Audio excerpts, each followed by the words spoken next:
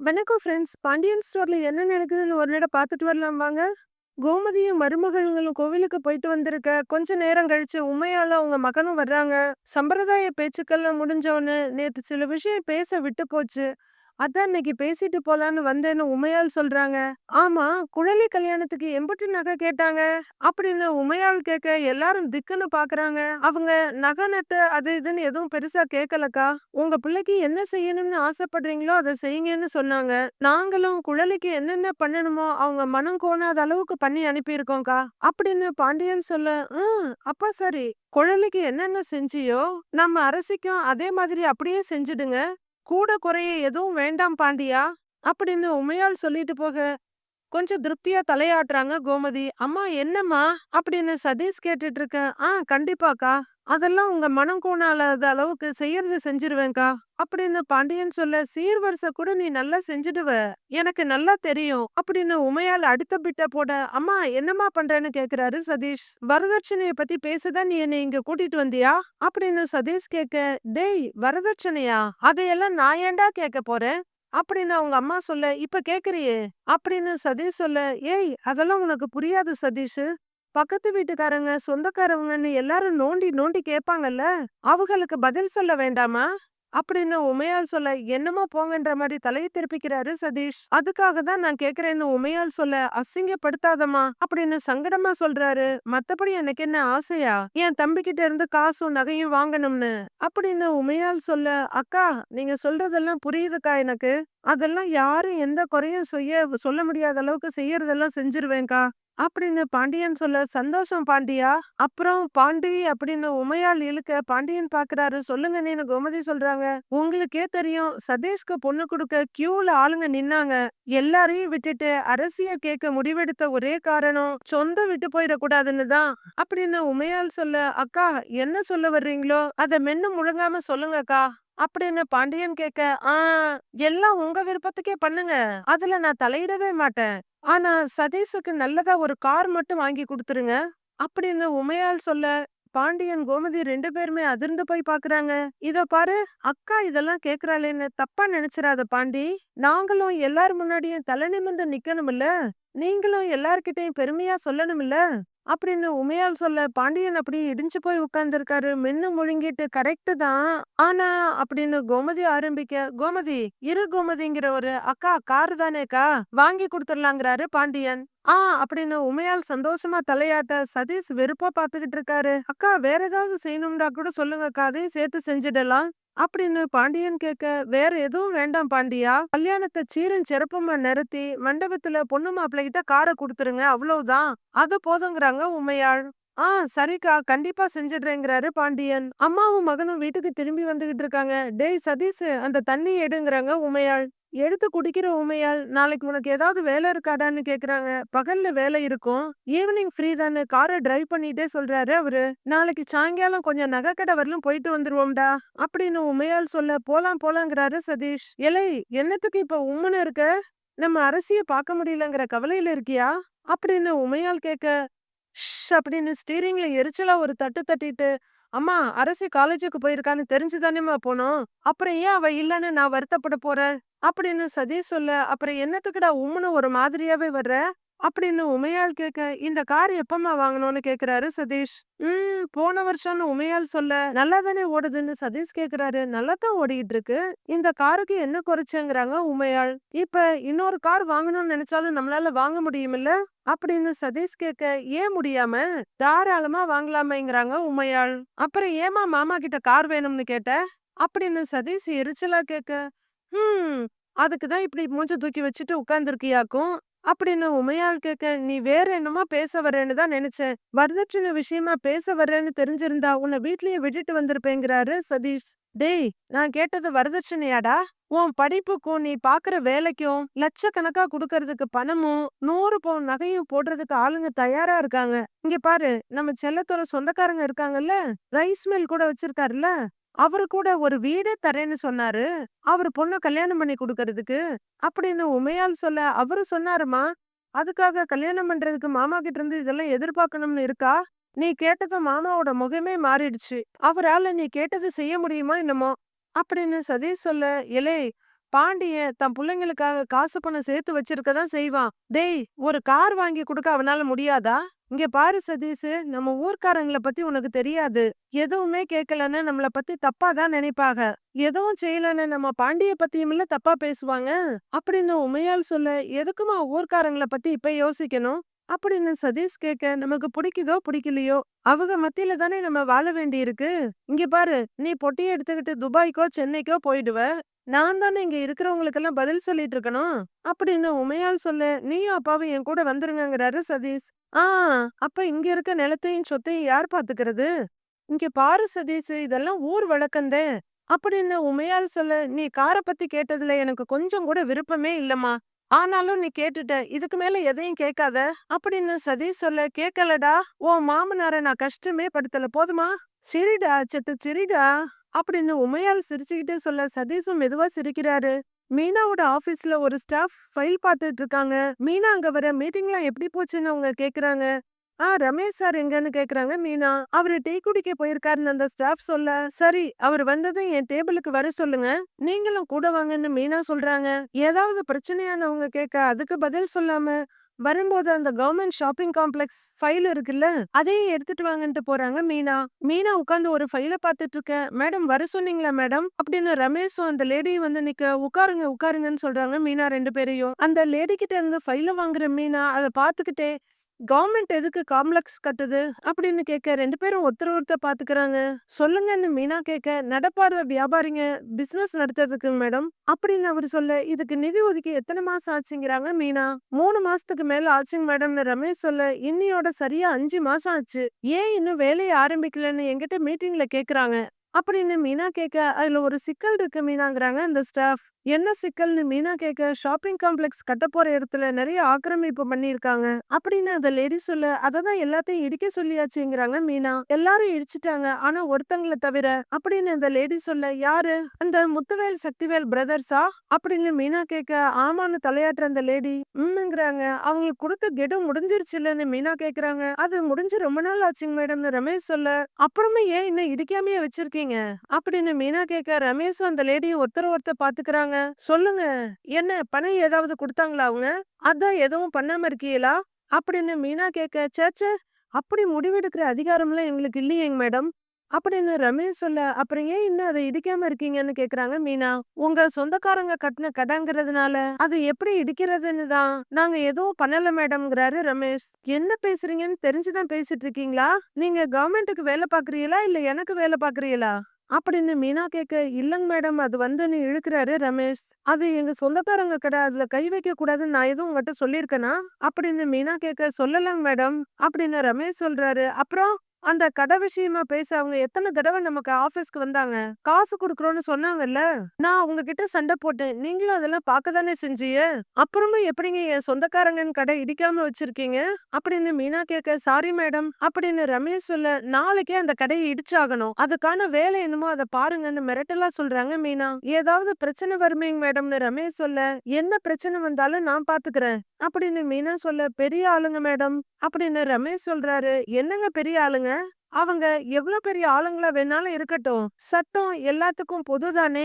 அத அவங்க மதிச்சுதான் ஆகணும். நாளைக்கு கண்டிப்பா கடையை இடிக்க போறோம், அவங்களுக்கு இன்ஃபார்ம் பண்ணிடுங்க அப்படிங்கிற மீனா ஃபைல பார்க்க ஆரம்பிச்சுட, சரிங்க மேடம் அப்படின்னு ரமேஷ் சொல்ல, கிளம்பலாங்கிற மாதிரி கண்ணுல ஜாட காட்டுறாங்க மீனா. கதிர் அவர் ரூம் பெட்ல உட்கார்ந்துட்டு பேப்பர் பார்த்துட்டு இருக்காரு. அதுல எதையோ பார்த்துட்டு, பாக்குறதுக்கு எவ்வளவு கெத்தா இருக்கு, ஏறி உட்கார்ந்து ஓட்டுனா எவ்வளவு சூப்பரா இருக்கும், ஆனா பணம் தான் ஏன் இவ்வளவு போட்டிருக்காங்கன்னு தெரியல அப்படின்னு அவரு புலம்பிட்டு இருக்க. ராஜு உள்ளார வர்றாங்க.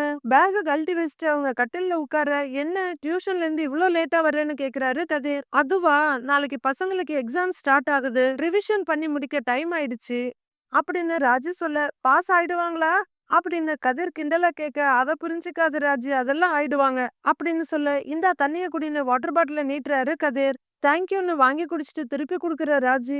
ஆமா, நீ வேலைக்கு போகலன்னு கேக்குறாங்க. அப்படின்னு கதிர் உதட்ட பிதுக்க, ஏன்னு கேக்குறாங்க. போகணும்னு தான் கிளம்பினேன், சைக்கிள் டயர் பஞ்சர் ஆயிடுச்சு அப்படின்னு கதிர் சொல்ல, நீதான் கடமை தவறாத ஆளாச்சே, பஞ்சர் ஒட்டிட்டு கூட போயிருப்பியே அப்படின்னு ராஜு கேட்க, கொஞ்சம் சோம்பேறித்தனமா இருந்துச்சு, அதான் சரி வீட்லயே உட்கார்ந்துடலான்னு அப்படின்னு கதிர் சொல்ல, சரி சரி, அப்புறம் என்ன நீ திருந்திட்டியா பேப்பர்லாம் படிக்கிறேன்னு கேக்குறாங்க ராஜி. ஹா! யாரு பேப்பர் படிக்கிறாங்க? நானா? அதெல்லாம் நமக்கு என்னைக்குமே செட் ஆகாது. அப்படின்னு கதிர் சொல்ல, இல்லையே. அதான் நான் வரும்போது பேப்பர வச்சு உத்து உத்து பாத்துக்கிட்டு இருந்தியே. அப்படின்னு ராஜி கேக்க, ஓ! அதுவா? ஒரு பைக் ஆட் வந்தது. அதான் பாத்துக்கிட்டு இருந்தேன். இந்தா பாரேன்னு காமிக்கிறாரு கதிர். ராஜி பாக்க எப்படி இருக்கு பைக்குன்னு கதிர் கேக்க, நல்லா இருக்குங்கிறாங்க. என்னது? வெறும் நல்லா இருக்கா? சூப்பரா இருக்கு. உனக்கு ஒண்ணு தெரியுமா?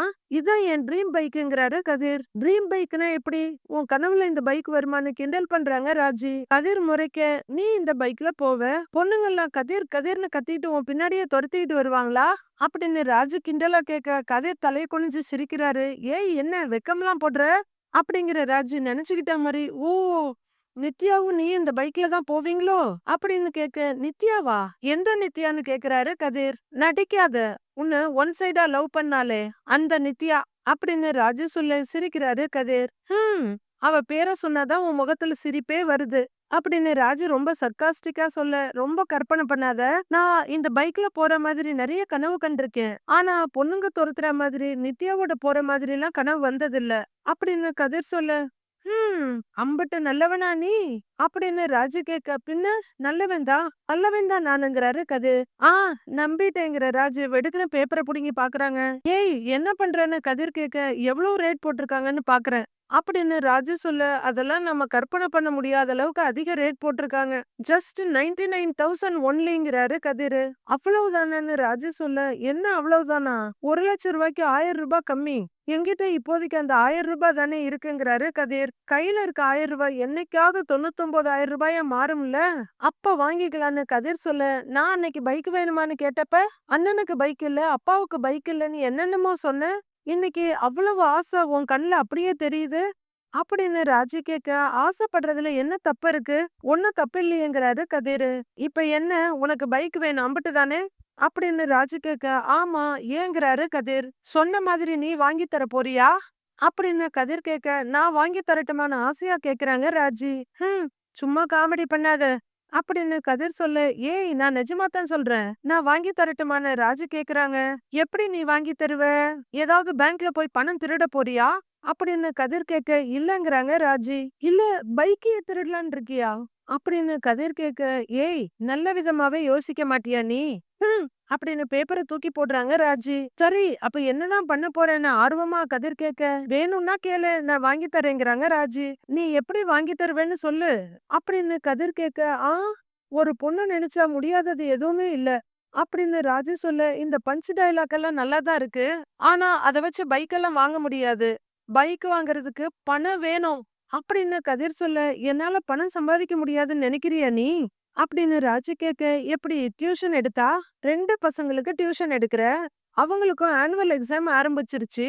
எக்ஸாம் முடிஞ்சதுக்கு அப்புறம் உனக்கே வேலை இருக்குமா இல்லையான்னு தெரியாது. இதுல எனக்கு பைக் வேற வாங்கி தர போறியோ? அப்படின்னு கதிர் கேட்க, ஆ உன் மண்டைய நெகட்டிவிட்டி ஃபுல்லா சூழ்ந்திருக்கு. அதான் இப்படி எல்லாம் பேசுற. அப்படின்னு ராஜு சொல்ல, சும்மா சிரிப்பு காட்டாத. அப்படின்னு கதிர் சொல்ல, நான் நினைச்சா பைக் வாங்க முடியும். அப்படின்னு ராஜு சொல்ல, ஹலோ நான் நினைச்சாலும் கூட தான் இன்னொரு 5 வருஷத்துல பைக் வாங்க முடியும். ஆனா உன்னாலெல்லாம் முடியாது. இங்கே பாரு எனக்கு ஆறுதல் சொல்லணும்னு நினைக்கிற உன் மனசை நான் பாராட்டுறேன். ஆனா உன்னால முடியாது. பைக்கெல்லாம் ரொம்ப கஷ்டம். அப்படிங்கிற கதிர் மறுபடியும் பேப்பர்ல இருக்க பைக்க பார்க்க ஆரம்பிக்கிறாரு. பெரிய இவன் இவனாலதான் எல்லாம் முடியும்னு நினைப்பு. நீ பேசுற பேச்சுக்கெல்லாம் உனக்கு ஒரு நாள் இருக்கு. அப்படின்னு முனகிக்கிட்டே ராஜி யோசிச்சுட்டு இருக்க கதிர் பார்த்து சிரிச்சிட்டு இருக்காரு. அப்போ மயிலு தலைய உள்ளர நீட்டி, கதிர் தம்பி உங்க அண்ணன் கூப்பிடுறாங்கங்கிறாங்க. ராஜு நீயும் வான்னு மயிலு கூப்பிட, சரிக்காங்கிற ராஜு கதிரை பாக்குறாங்க. 2 பேரும் வெளியே வர ஏற்கனவே சரவணனும் செந்திலும் உட்கார்ந்து இருக்காங்க. மீனாவும் மயிலும் நின்னுட்டு இருக்காங்க. வர்ற கதிர உட்காருடான்னு சரவணன் சொல்ல, அவரு ஒரு சோஃபால உட்கார்றாரு. என்ன விஷயம்னு கேட்க, அத்தையும் மாப்பிள்ளையும் இங்க வந்துட்டு போனாங்க அப்படின்னு சரவணன் சொல்ல, ஒருவேளை நம்ம போன்ல பேசின விஷயம் எல்லாருக்கும் தெரிஞ்சு போச்சோ?